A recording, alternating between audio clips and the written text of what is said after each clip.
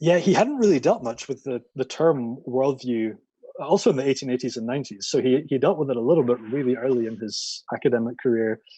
He wrote a review of a book by James Orr, I think, the Scottish theologian, who wrote a bit about worldview.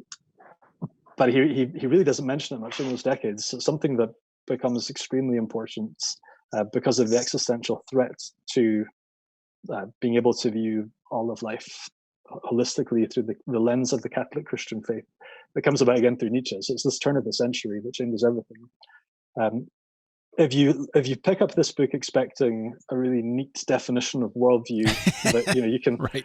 just deduce in 2 sentences and walk away from without it being an effort, you'll probably be disappointed. That's not what Bavinck is trying to do.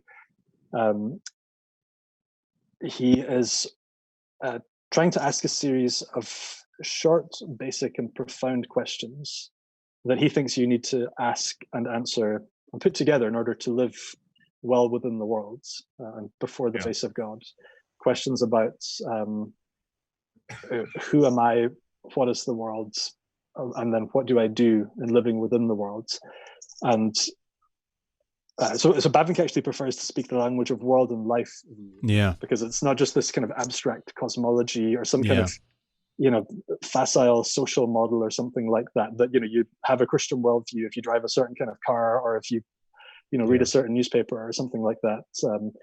A Christian worldview is something that develops organically as you live within the world, having engaged with these questions about what it means for me to be me, to exist, what it means for what is the world, and then thinking through then how do I live to the glory of God within the world.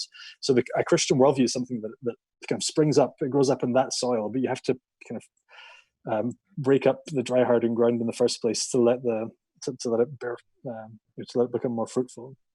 Mm-hmm. I think it's worth mentioning too that Christian world and life view for Bavinck is essentially like saying Christian philosophy. Mm-hmm.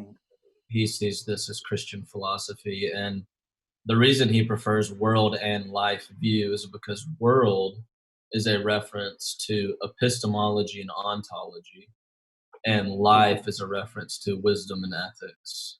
And so that's why he doesn't want to shorten the term to worldview. And that speaks to a lot of the issues actually that are brought up in the contemporary world, in the conversation about worldview, just even switching the terminology to world and life, where life references human action, wisdom, ethics, and religion, is an address to some of the criticisms that are out there about the mutation of the concept over time.